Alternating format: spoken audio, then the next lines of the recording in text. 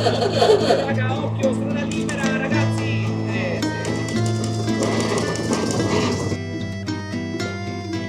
عجب ویویه اینجا.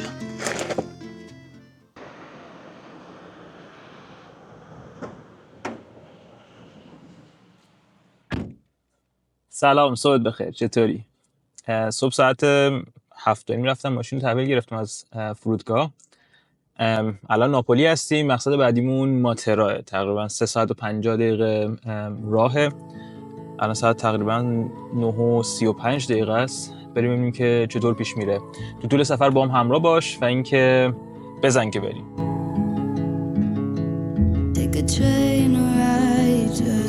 برای رسیدن به ماتراه باید از ستون فقرات ایتالیا، یعنی رشته کوه طولانی که از شمال تا جنوب کشور کشیده شده، عبور کنیم.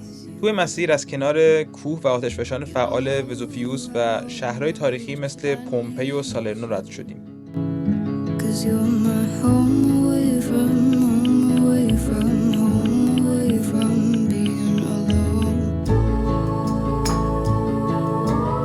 وقتی از این منطقه جنگلی گذشتیم، پوشش گیاهی کم کم تغییر کرد و هرچی به ماتراه نزدیکتر شدیم، مناظر سنگی و بیابونی بیشتر به چشم میومد.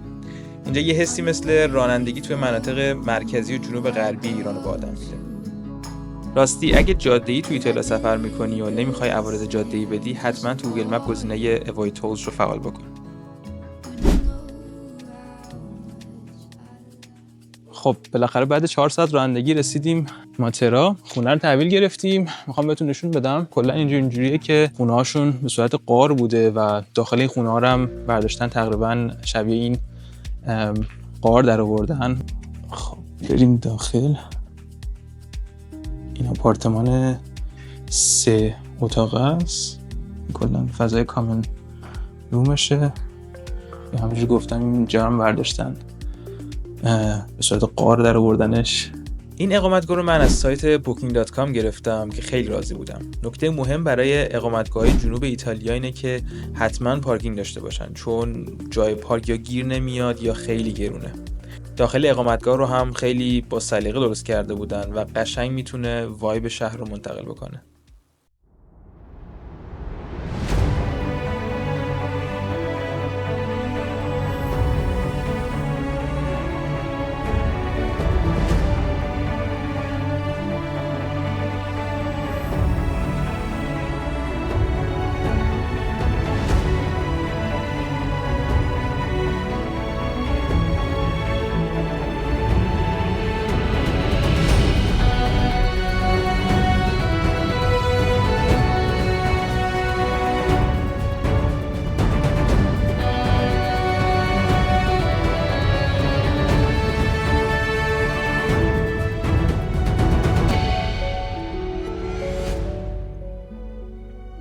شهر ماتراه قدیمی‌ترین شهری که بشر توش یکسره زندگی کرده. شواهد حضور بشر برمیگرده به 9000 سال قبل. سال 2019 اینجا پایتخت فرنگی اروپا هم شده و یه نکته خیلی جذاب‌تر اینه که فیلم نو تایم تو دای تو این شهر ساخته شده.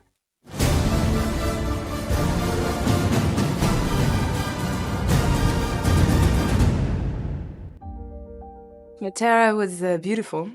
I think it's a perfect setup for a James Bond film.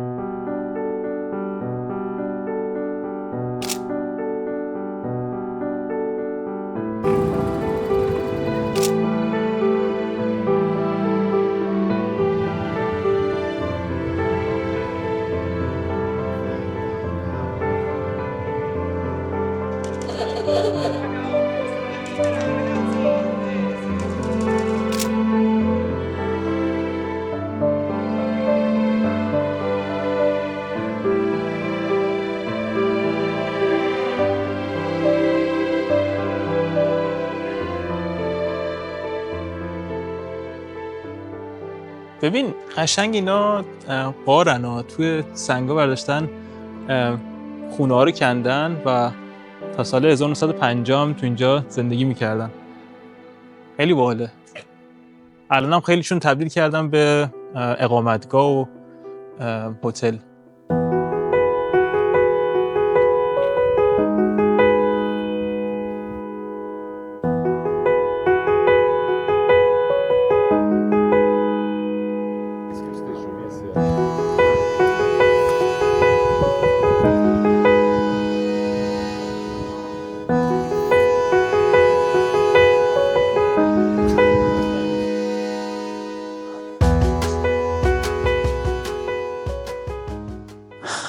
آخیش ببین تقریبا 2 ساعت داریم تو این کوچه ها میچرخیم.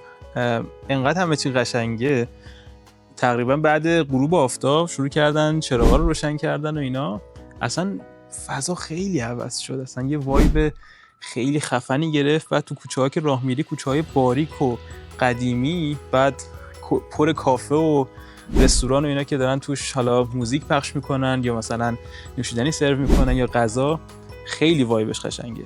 یعنی هرچی دارن تلاش میکنم که یه جوری تو فرم تصویر بگنجونمش نمیشه. دیشب تا هر جا که تونستم تو کوچه پس کوچه‌های سنگی شهر چرخیدم. امروز قبل از اینکه سفرم رو به سمت شهر ساحلی مونوپولی ادامه بدم، بعد حتما به نقطه‌ای میرفتم که منظره بی‌نظیر شهر رو از صخره‌ای روبرو میشد دید. مسیر با ماشین حدود 15 دقیقه بود و بعد از اون نیم ساعت پیاده‌روی داشتم که باید کمی از کوه پایین میرفتم تا به این منظره زیبا برسم.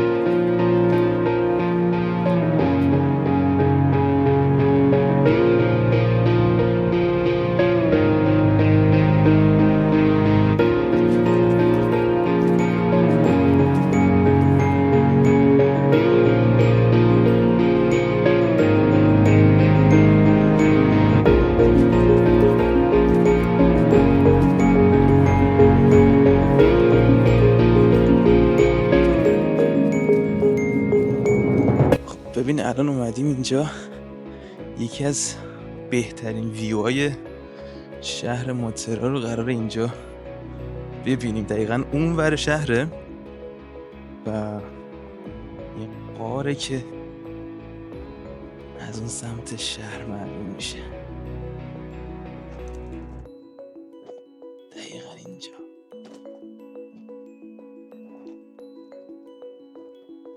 عجب ویویه اینجا. عجب چیزیه.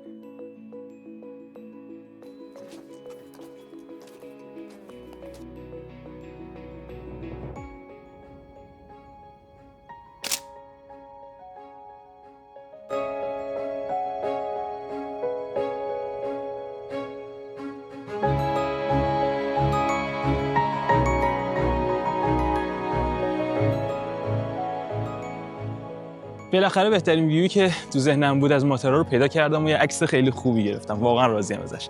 میخوام با این ویو ویلاگو تموم بکنم، ولی سفرمون هنوز تموم نشده.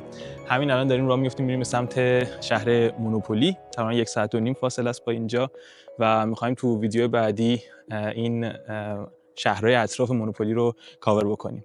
حتما با هم همراه باشین. اگه ویدیو رو دوست داشتین حتما لایک بکنید و سابسکرایب بکنید و دوستاتون نشون بدین و اینکه تا ویدیو بعد بدرود.